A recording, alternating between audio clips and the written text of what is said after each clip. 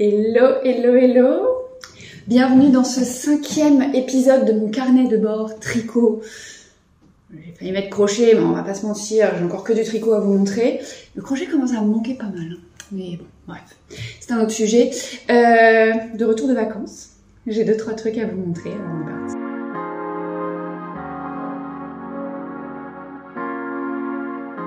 Ok, on va commencer par un projet terminé que j'aurais dû vous montrer.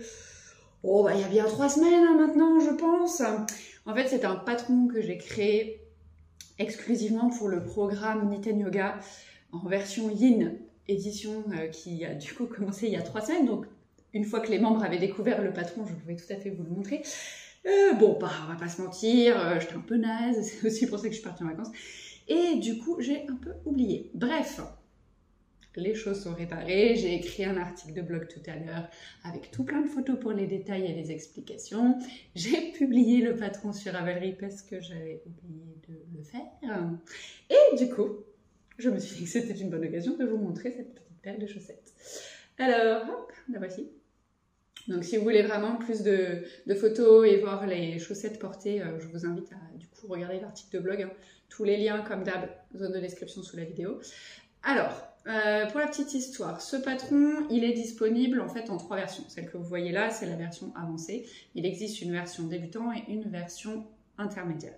L'idée en fait, quand je crée un programme Niten Yoga, c'est qu'on a un patron de tricot de chaussettes qui est à chaque fois disponible. Alors, il y a eu des versions où c'était pas exactement le même patron qui était décliné en 3 versions, c'était 3 patrons différents.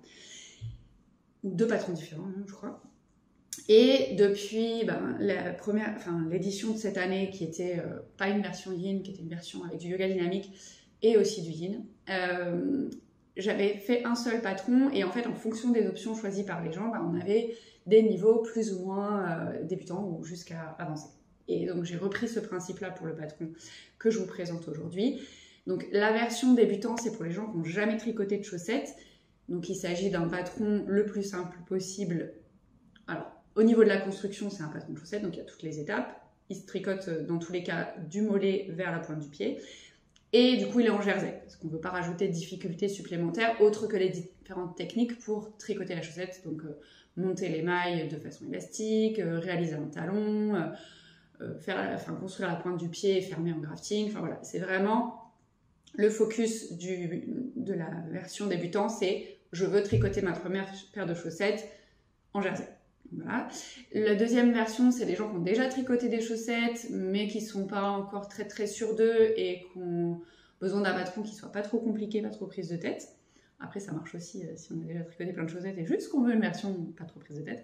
Et du coup, on reste sur une version avec une seule couleur. Oui, parce que du coup, la version débutante, une seule couleur aussi, évidemment. Et on ajoute du coup un point texturé qui se retient très vite. Là, le point, franchement, il est vraiment pas compliqué. Et du coup, une fois qu'on a le point, ça roule tout seul.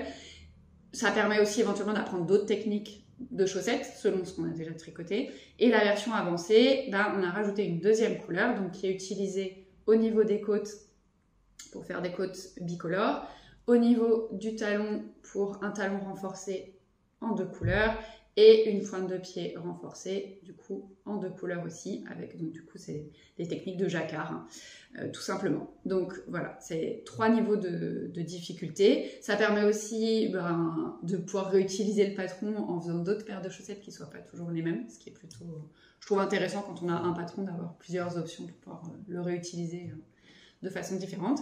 Et comme toujours, le patron est décliné dans pas mal de tailles, c'est 33, 34 jusqu'à 45, 46. Du coup, ça permet aussi de tricoter un peu pour tout le monde, en fonction de qu'on ait des petits pieds ou des plus grands pieds. Et comme toujours, je sais que les tailles de chaussures, elles correspondent pas toujours à nos taille de pied, c'est-à-dire que je connais plein de gens qui me disent ah alors moi je suis plutôt sur une longueur de 39 mais en largeur j'ai plutôt un 38 parce que j'ai les pieds fins, ou alors au contraire j'ai plutôt un pied fort et du coup je suis plus sur du 40. Enfin voilà, on a tous et toutes quasi ce genre de problème, les tailles standards, personne n'est standard, donc en fait en vrai forcément il y a besoin d'adapter. Et du coup j'ai toujours les mesures en centimètres qui sont indiquées pour que les personnes puissent retrouver et adapter si besoin. Bah, du coup, c'est aussi l'avantage de tricoter ses propres chaussettes, hein. C'est que bah, on adapte le diamètre en fonction de ce qui nous va et la longueur en fonction de ce qui nous va. Et du coup, si on fait un 38 en largeur et un 39 en longueur, bah, c'est tout à fait possible. Et c'est ça qui est vraiment cool. Donc voilà, du coup, ça c'était le seul projet terminé que j'avais à vous montrer, qui date déjà pas mal, hein, parce que en décrivant l'article, je me suis rendu compte qu'on avait pris les photos avec mon homme le 15 juillet. Hein, mais bon, en même temps, c'est comme tout. Quand on prévoit un programme à l'avance, il faut aussi avoir tout de près, largement en amont. Mais du coup, voilà, j'aurais pu vous montrer ce truc un peu plus tôt, mais j'ai juste complètement zappé. Il y a eu la folie du lancement du programme, tout ça, et du coup, j'en ai oublié. En fait, tout était prêt. Genre sur Ravelry, vu que le patron a été testé, toute la fiche Ravelry était prête. Il y avait juste à cliquer. Non, j'avais à ajouter les photos et à cliquer sur le bouton publier. Je ne l'avais pas fait. Les photos étaient prêtes, tout était prêt, je ne l'avais pas fait. Et j'avais aussi oublié du coup d'écrire l'article. Bref, c'est chose faite et réparée. Les infos sont dans la zone de description sous la vidéo. Et si jamais, tiens d'ailleurs, ça j'y avais pas pensé, je vous le mettrai aussi.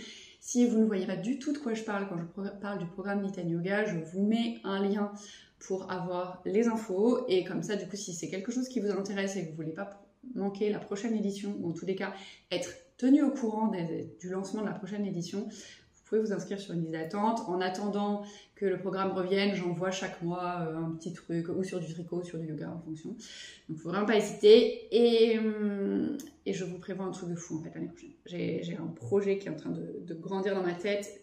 Ça va être rien à voir avec ce que vous avez déjà eu, ça va être complètement ouf. Enfin bref, voilà, je vous dis ça.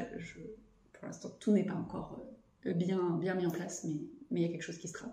Voilà, donc ça c'était le seul projet terminé. Dans les projets en cours, alors vous le savez sans doute, normalement je suis monoprojet. Bon.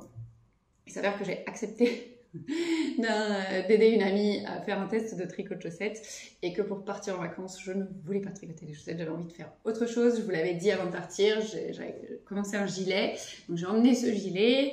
Et là, par contre, il faut que je rende le test pour mon amie. Enfin, elle était au courant de la situation et je sais que j'ai largement le temps, vu que ce sont des sockets, de lui finir le test sur le temps qui me reste. Donc du coup j'ai ajouté les chaussettes parce que le gilet lui ne sera clairement pas fini. Si j'attends la fin du gilet, je serai hors délai pour le test. Donc du coup j'ai mis le gilet de côté et j'ai attaqué en rentrant dimanche les chaussettes. Donc le gilet, je ne sais pas si vous vous souvenez, je vous avais montré, j'avais 2 écheveaux qui avaient déjà été mis en pelote comme ça pour réaliser le gilet. Donc c'est un gilet qui est en fade, que je voulais pas spécialement faire en fade, mais j'avais du gris de chez Au Fil de Russe, ça c'est des fils de chez les Vilaines. Et je voulais comme finir, faire un pseudo fade sur le bout des manches, finir en gris, et pareil pour le bas du corps. Sauf que, en vérifiant, alors en fait, ce qui s'est passé, c'est que j'ai regardé sur la fiche Ravelry la quantité de fils qui était nécessaire. En mètres, hein, on est bien d'accord, je regardais en mètres, ma taille. Et il y avait une certaine quantité qui était indiquée. Et je prends mes fils, j'avais toutes mes quantités, parce que tout est rentré dans mon stash sur Ravelry, donc j'avais toutes les infos, et je me dis, ah mais c'est impeccable, dis donc ça demande pas trop de fils, j'ai ce qu'il faut, j'ai même plus. Et vu que je voulais rallonger le gilet, parce que normalement c'est un truc qui est un peu crop, je me dis, ah, il y a quand même, c'est pas mal. Bon, alors les gars, pas du tout, hein, quand j'ai téléchargé le patron et que j'ai ouvert le patron, il fallait beaucoup plus de fils que ce que j'avais, donc du coup ça n'allait pas du tout. Donc j'ai quand même embarqué ce que j'avais. J'ai tricoté déjà un écheveau complet, j'ai commencé le suivant et voilà où j'en suis. Donc j'ai pas tricoté grand chose, hein, on va pas se mentir. Bon, j'ai bien fait un break pendant mes vacances, c'est aussi pour ça que j'ai pas trop avancé. Et du coup, j'ai prévu que demain j'allais aller faire un tour dans ma boutique, une de mes boutiques préférées parisiennes de tricot, c'est-à-dire chez Lily Wiesel. Et puis j'allais acheter du fil pour faire un fade qui va avec ça et du coup, peut-être avec le gris, peut-être pas, je ne sais pas, je vais amener ce que j'ai chez Lily Wiesel et puis je verrai sur place avec en fonction de ce qu'il y a dans la boutique pour voir ce que je peux faire. Mais du coup, je ne peux absolument pas terminer mon gilet avec ce que j'ai chez moi. Parce que j'aurais bien des fils qui font cette taille-là, mais juste les couleurs, ce n'est pas possible. Ça ne va pas du tout ensemble. Ça fera pas un fade et ça fera un truc de clown qui ne me correspond pas, parce que moi j'aime bien les trucs un peu sobres pour les vêtements. Autant les chaussettes, je me permets des trucs, je mélange les couleurs, j'en ai rien à faire, et au contraire ça me plaît vraiment. J'adore avoir des trucs qui claquent aux pieds, Donc aussi, on va pas se mentir, parce qu'ils sont dans les chaussures et qu'on ne les voit pas. Mais voilà, par contre, sur les vêtements, bon, vous allez dire, Gaëlle, t'as quand même un sweat rose fluo. On est d'accord, le sweat claque un peu. Mais en général, quand je fais ça, c'est la seule pièce qui claque et c'est uni. Il n'y a pas 40 000 couleurs bariolées. C'est pas mon truc. J'adore le voir sur les autres, mais je sais que si je le fais, je ne le porterai pas. Donc du coup, je n'ai rien dans mon stock, qui permet de terminer ce gilet dans des couleurs qui feront que je le porterai. Donc voilà, du coup demain, ma mission que j'ai acceptée, c'est d'aller chez les Louiselle, acheter du fil. Du coup, je vous montrerai ça la semaine prochaine, où vous pourrez avoir une meilleure vision de ce que va devenir ce gilet. Hein, parce que voilà, actuellement, vous êtes au même stade que moi. On ne sait pas ce que va devenir ce gilet. Donc voilà. Sinon, pour vous faire un petit point sur le gilet, hyper bien écrit, il n'y a pas de problème au niveau du patron, c'est nickel. J'ai pris le risque de ne pas faire d'échantillon parce que je suis un peu une barjo. Non, c'est surtout que j'ai déjà tricoté en fil en double avec la taille d'aiguille, des choses, et du coup je sais à peu près ce qui va bien. Et en plus, l'avantage, vu que c'est un gilet qui se tricote du haut vers le bas et qu'on peut essayer au fur et à mesure, en fait, j'ai eu besoin d'avoir plus de mailles pour les manches. Bah, du coup, j'ai rajouté des rangs d'augmentation. Enfin, c'est une forme de gilet qui permet aussi une certaine latitude, de ne pas avoir un échantillon précis parce que c'est pas près du corps, avec une certaine forme et tout ça, il n'y a pas de motif, enfin voilà, c'est pour ça que je me suis permis de pas faire d'échantillon. En vrai, si c'était autre chose, je n'aurais pas fait ça, hein. Ça, je vous l'avais déjà dit, autant pour les chaussettes, je ne fais pas d'échantillon, autant pour les pulls, les gilets, j'en fais toujours un. Là, c'est juste que je savais un peu où j'allais, donc je me suis permis de pas le faire. Donc voilà, du coup, j'ai un peu plus de mailles que ce qui était prévu pour ma taille, mais voilà, ça me permet d'avoir des emmanchures qui vont bien parce que j'ai cette fichue tendance, j'avais cette fichue tendance à me dire non, mais ça va s'élargir un peu avec le blocage. Ouais, non, selon les fils, ça ne s'élargit pas et je sais qu'avec ça, ça ne s'élargira pas. Donc j'ai tout de suite pris les devants et je préfère avoir un pull en plus qui sera un peu plus large. Si ça s'étend un peu au blocage, c'est pas grave parce que je mets des chemises dessous et du coup, je suis sûre que ça passe bien parce que sinon, il y a des trucs que j'ai pas portés parce que au bout de 2 lavages, ça rétrécit quand même un petit peu et je me retrouve avec un truc où coincé tous les bras, là, c'est affreusement désagréable. Donc bref, voilà. Du coup, ça, c'est pour le gilet. Vous savez un peu où j'en suis, mais pas trop où je vais. Moi non plus. Et au niveau des chaussettes, du coup, c'est un test pour mon amie Estelle. Son compte Insta, je vous le remets en dessous, c'est Flesto by Estelle, je crois. Estelle, moi, pas si je connais pas le nom de ton truc par cœur, mais tu l'as changé il y a pas longtemps, et du coup, après, je suis perdue. Bref, et du coup, c'est un patron qu'elle a proposé en test en 2 versions, une version socket, une version chaussette, ayant déjà beaucoup de paires de chaussettes, hein, on va pas se mentir, vous le savez. Bon, après, il y a des gens qui me soupçonnent d'avoir 200 paires de chaussettes, voire 365 pour une par jour. C'est faux. C'est faux. Je pense que je suis plus proche des 50. Parce que la dernière fois, j'en étais à 40, mais j'en ai retricoté d'autres, donc voilà. Et par contre, au niveau de socket, je trouve que j'en ai pas tant que ça. Le pas tant que ça étant tout à fait relatif, il y a des gens qui me diront que ça suffit, mais bon, bref. Du coup, j'ai proposé à Estelle de lui tester la version en socket, et voilà, le début, c'est ça. Donc c'est un patron, comme tous les patrons d'Estelle que j'ai pu tester jusque-là, je trouve que c'est toujours très clair.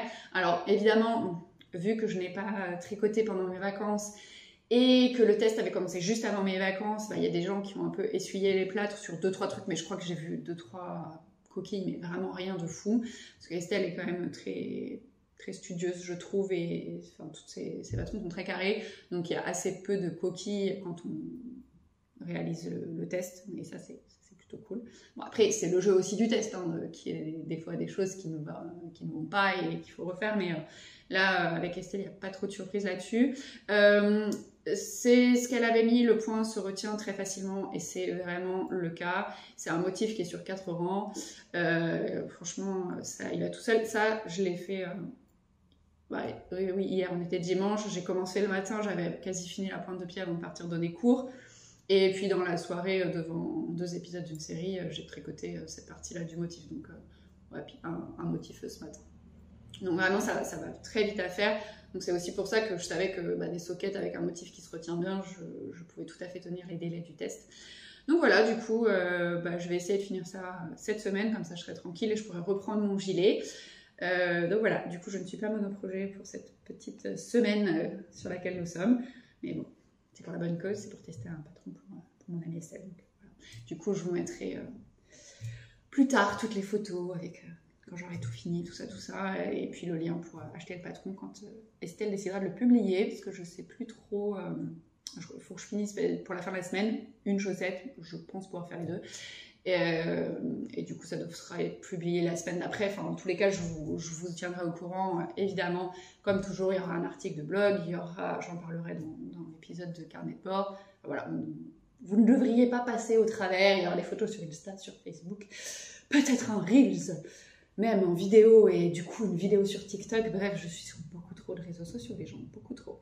Mais voilà. Du coup, c'est bien tout pour notre petit carnet de bord, de reprise, de retour de vacances, avec ce temps allé, car j'ai eu la chance en Sardaigne d'avoir un temps magnifique. On a eu une demi-journée de pluie, c'est tout. Bon, alors au niveau de la planète, c'est pas hyper cool, parce que moi j'aurais aimé qu'il pleuve un peu plus, juste parce que la planète a besoin de pluie, et en particulier, en Sardaigne aussi.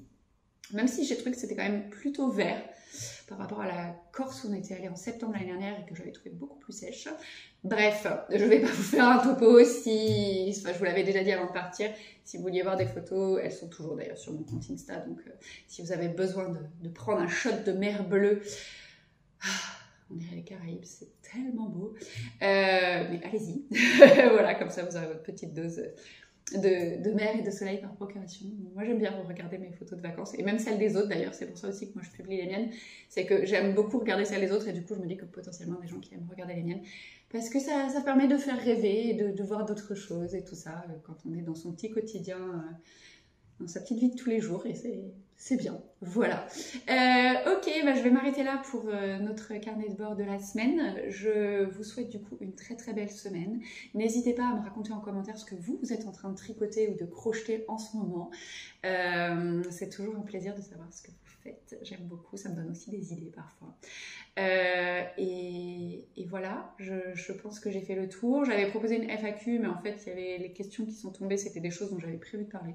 Donc du coup, il n'y a pas de FAQ. Mais encore une fois, si vous avez des questions, des besoins de tutoriels, parce que je sais que ça fait longtemps que j'ai pas fait de tuto, mais il y en a un prochain qui arrive, là j'ai une demande, n'hésitez pas, les commentaires sont ouverts pour ça. Après, ne me demandez pas un tuto complet pour faire un pull, ça je ne vous le ferai pas parce que je ne sais pas faire, mais par contre s'il y a des petites techniques, des petites choses, vous connaissez un peu l'univers de la chaîne, si vous ne connaissez pas, je vous invite à le découvrir, mais donc voilà, n'hésitez pas, je vous fais plein de bisous et je vous dis